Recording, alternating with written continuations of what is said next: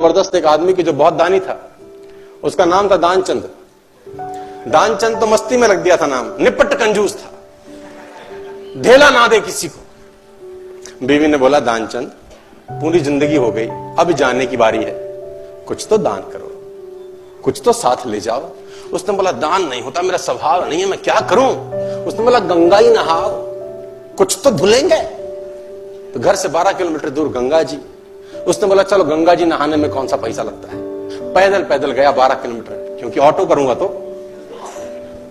गंगा जी पहुंचा, अब बोला वहां घाट पे जाऊंगा तो पंडा मिलेंगे, वो मांगेंगे।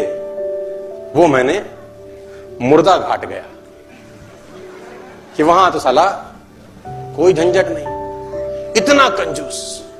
अब कहते हैं कि भगवान को मस्ती सूझी, भगवान ने कहा ऐसा आदमी नहीं देखा। अब वो जैसे ही डुबकी मारने अंदर झुका, भगवान पंडा का रूप बना के सामने प्रकट हो गए। जैसे ही बाहर निकला, भगवान ने कहा जजमान की जय हो। उसने बोला तुम कौन हो? बोले हम पंडा हैं, बड़े संतोषी ब्राह्मण हैं, वैसे तो यहां कभी कभी आते हैं, तुम्हारे ऐसा भी कोई ना कोई कभी ना कभी आता है, साल साल भर का खाना दे जाता है। उसने बोला साल भर का हम तो नहीं दे सकते। बोला महीने का दे दो। बोला हम तो एक दिन का भी नहीं दे सकते। तो भगवान ने बोला कुछ तो देना पड़ेगा, पंडा बन के आए थे। बोले कुछ तो। उसने बोला चलो एक धेला देते हैं तुमको, उस जमाने में चलता था धेला। भगवान ने बोला चल तू धेला ही दे। बोला वो भी अभी नहीं है, उधार ले लो। भगवान ने बोला चल उधार ही टेक तो। उसने बोला उधार है, फिर कभी देंगे। तो बोला ठीक है। गया वापस 12 किलोमीटर, थका हारा, 12 गया था 12 आया, थका आया, घर में आके सो गया। थोड़ी देर बाद घर का दरवाजा खटखटाया, जजमान की जय हो। बीवी ने दरवाजा खोला, देखा तो वही पंडा। बोला हाँ। बोला वो आपके पति देव ने कुछ उधार लिया है, वो लेने आए। पत्नी ने आदमी को जगाया, जागो, किसी पंडा को कुछ कहने को दे आए थे? बोले हाँ। बोला आ गई हैं बाहर। बोले जाके कह दो कि उनका तबीयत खराब है। अब कंजूसी देखो। अब वो जाके बोली उनकी तबीयत बहुत खराब है।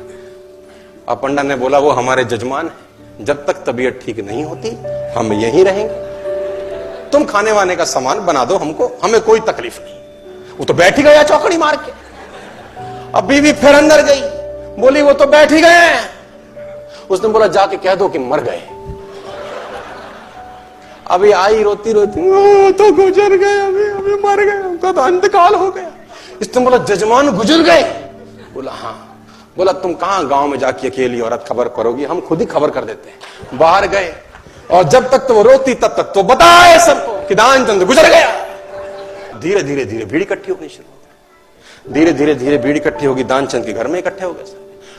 अब दानचंद को बांध लिया, ले जाने की बारी। अब वो बीवी रोवे, ये मरे नहीं है।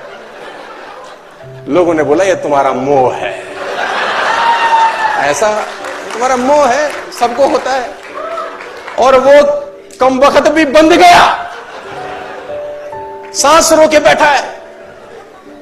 अब उसको ले जाने लगे, राम नाम सत्य है, और वो भी चल पड़ा।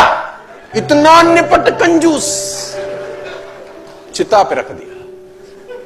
भगवान ने बोला दुनिया हमसे हारती है, हम इससे हार गए। भगवान ने बोला ये मर जाएगा साला, कुछ देगा नहीं। भगवान ने बोला हम जजमान के कान में कुछ कहना चाहते हैं।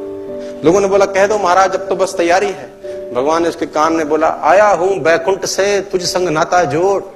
मैं बैकुंठ से आया हूं, तेरे संग नाता हमने जोड़ा है, हम भगवान है, आंखें खोल। इसको लगा अरे वाह वाह, तो खुद भगवान आ गए हैं। जैसी आंखें खोली, देखा सामने वही पंडा, फिर आंखें बंद कर ली। भगवान ने बोला भाई तू मांग ले, क्या मांगता है, तेरे से कुछ मांगने नहीं आए। इसने बोला हमको कुछ नहीं चाहिए, बस धेला छोड़ दो और जाओ। तो इतना कंजूस।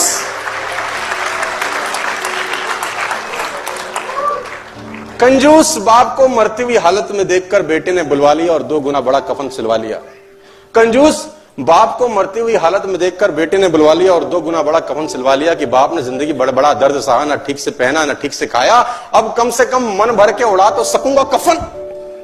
कहते हैं कान में पड़ते ही बेटे की बात बापूजी ने खोली धीरे से आंख, बोले बेटे ठीक नहीं है तेरी मर्जी। क्यों करता है फिजूल खर्ची? इस कफन के आधे कपड़े से मेरी लाश ढकना, आधा संभाल के रखना, कपड़ा है रखा रहेगा, खराब नहीं जाएगा, तू जब मरेगा तेरे काम आएगा। इतनी कंजूसी।